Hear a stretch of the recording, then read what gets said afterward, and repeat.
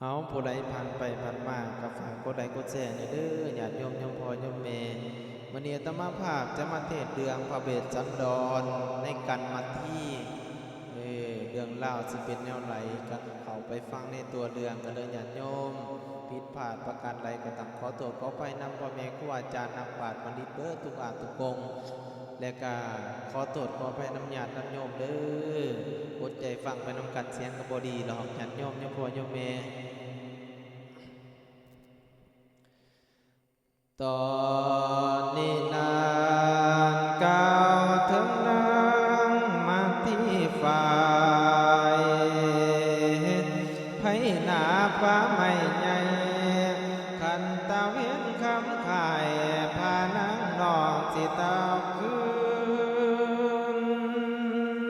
นนะ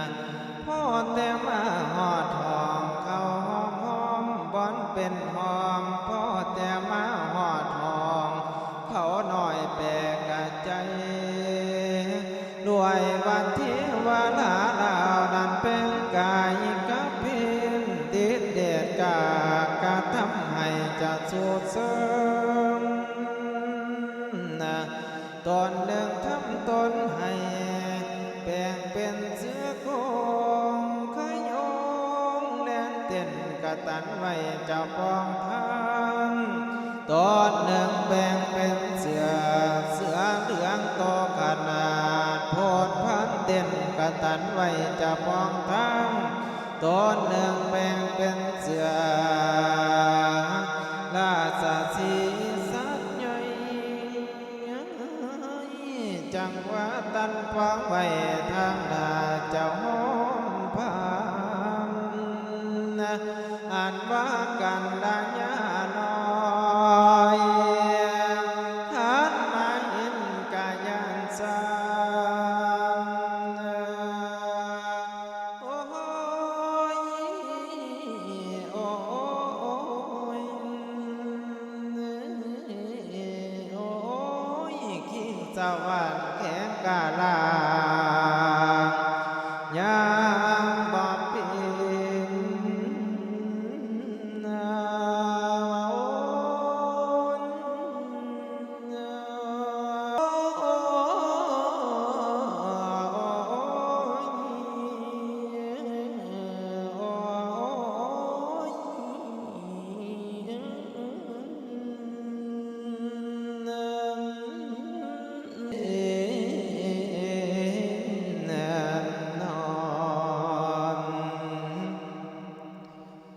ตอนนั้นคนคิงหาหลับพางตายตัวสันอันว่าพาเมเจ้าลืมเนื้อเจ้าลาโลจิตนางเคียดห่วงลาน้อยอ่อนสองเสียวโอ้ยโ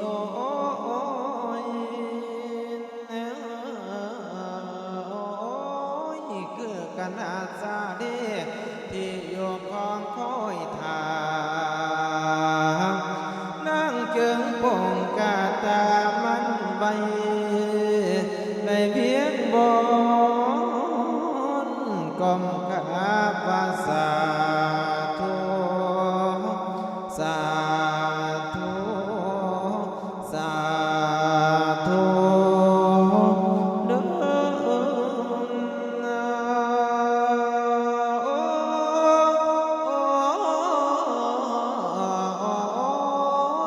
ขอให้พาผีเว้นได้หนีให้เจ้าปองทา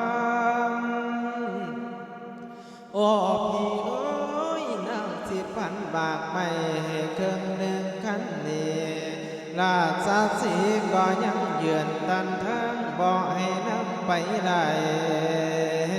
ถึงว่านั่งสิวนวายแสนที่หอยเล่าวันว่าเทพมาทนท่าบ่มีให้ป้องสิไปจนตาเวียนคำขายเยี่ยงไว้จนสิโตสามสัตว์เดินบนบกได้ดีกนี้ไปแล้วมาที่เจียวปานเนื้อจางเดินตามทางเฮียเพลงเก่ง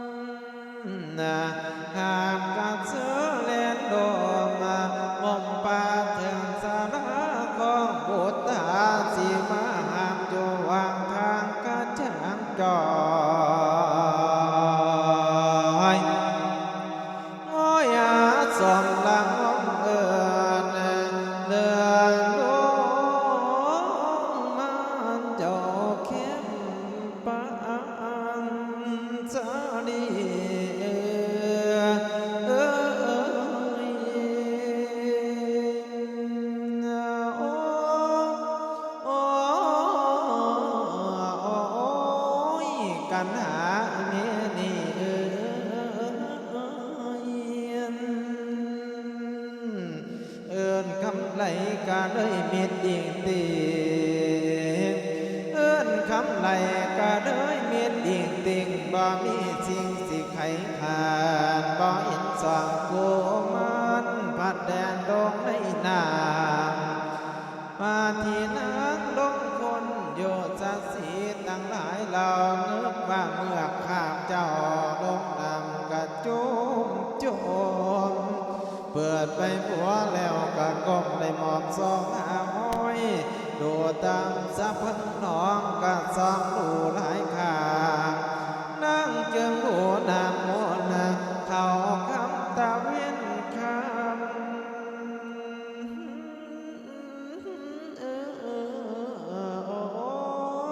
ตีนั่งตำต้องต่อยกะทั้งห้องมาลูกมาเจ้ายาไหลโยสาเรียกว่าโง่เสียขา